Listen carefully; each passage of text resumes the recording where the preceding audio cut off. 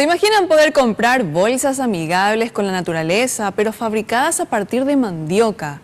Les cuento que eso puede ser una realidad. Alumnos de la escuela Reverendo Padre Luciano Sestac de Fernando de la Mora nos contarán cómo lo hicieron.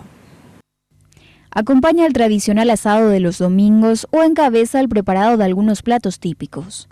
Pero además de ser una aliada de la gastronomía nacional, la mandioca puede ser utilizada para elaborar láminas plásticas biodegradables con las que se pueden fabricar bolsas y hasta bandejas.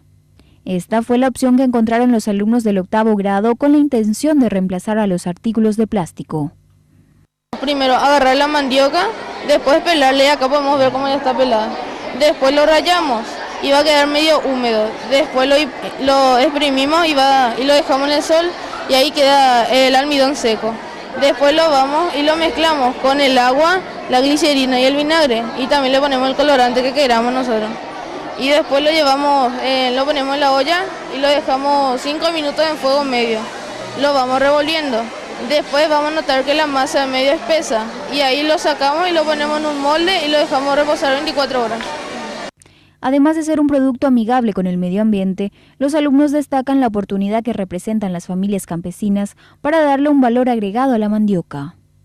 Esto puede darle trabajo a ellos, porque si acá el Paraguay se da cuenta que podemos aprovechar nuestro producto, que es la mandioca que siempre consumimos, le pueden dar más trabajo a los campesinos.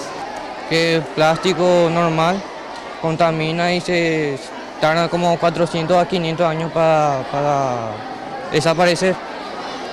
Y nuestro plástico que nosotros hicimos, en un ratito se desintegra y produce abono orgánico, que sirve como fertilizante.